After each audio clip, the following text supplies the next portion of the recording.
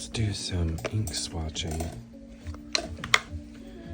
Let's start from the top by making a Colodex rotary card and stamping it with the information that I like to track. You'll need a Colodex card, some archival quality ink and an ink pad, a clear acrylic stamping block. I like the kind that's got a grid printed on it. It helps you line things up a little easier. And your stamp of choice. Today I'm going with a clear stamp kit from the Well-Appointed Desk.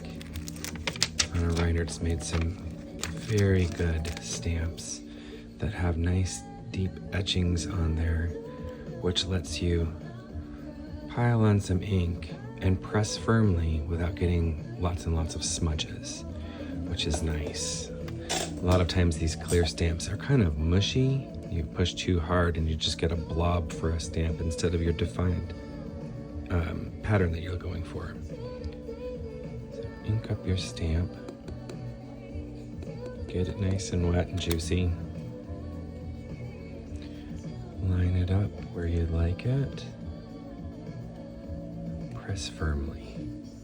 I try not to jiggle it around too much because you could run the risk of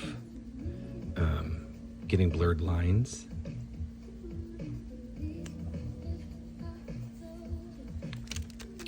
I'm going to track a couple of things on these cards. So in addition to that ink bottle where I'm going to color in with some ink, I also like to track what ink I'm stamping.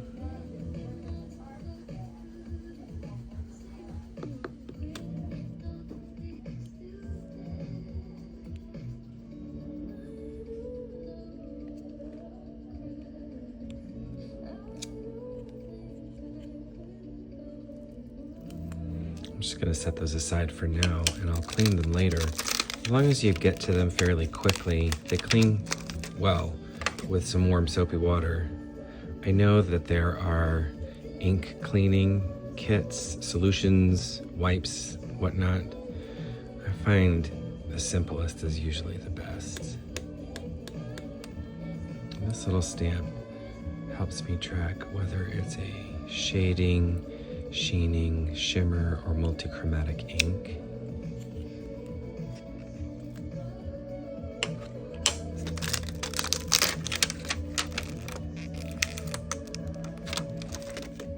And lastly, just so that I can have ease of use in finding whatever ink this is that I've sampled, should I decide that I want to use it again in an ink pen or in a project, I like to track what format it's in so that I can find it again easier.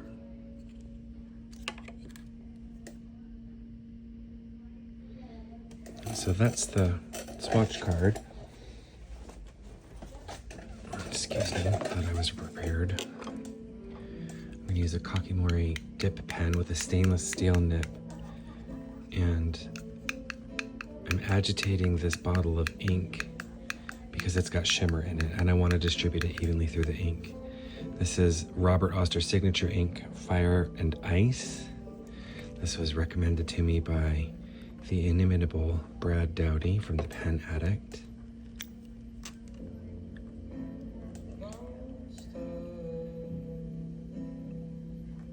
I went a little too deep on that one, but that's okay. These dip nib pen handles clean up pretty well.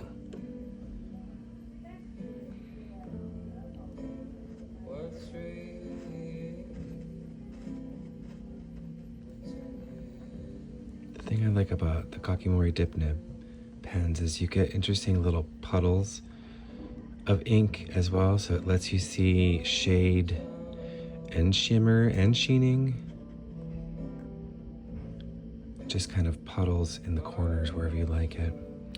Also, the tip of the dip nib, say that 10 times fast, is nice and sharp.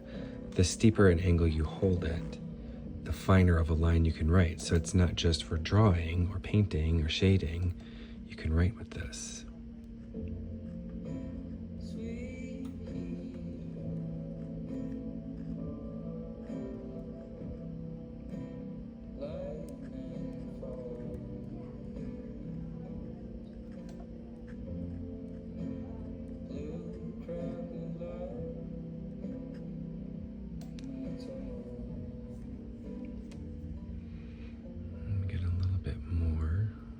went too far again.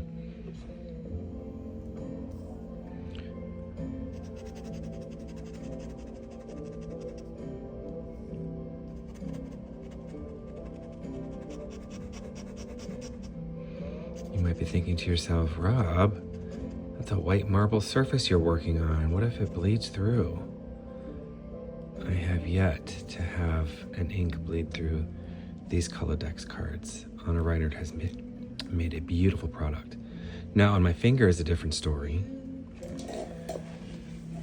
but you'll see these pens are pretty easy to clean. They just rinse right off. A lot easier than my fingertip. Yes, you'll notice I'm working at my salon today. The tip pops off for easy cleaning. And it just goes right back in.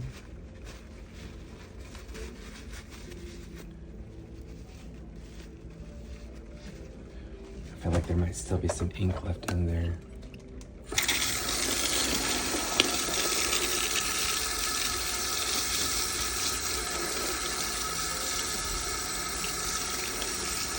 I find that as long as you clean these out, regularly and quickly after you've used them, you don't have any problems with inks getting crusty or staining or lingering, and they clean right up.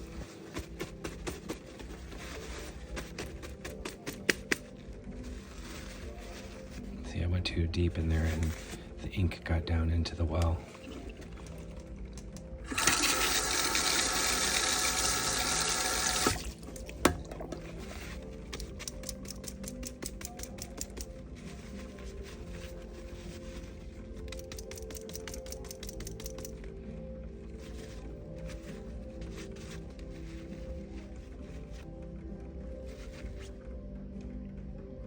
Looks pretty good to me.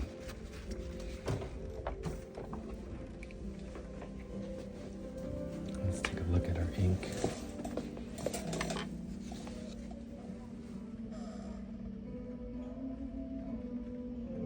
I'm not seeing any of the shimmer in this. Maybe I'll let it dry and check it later.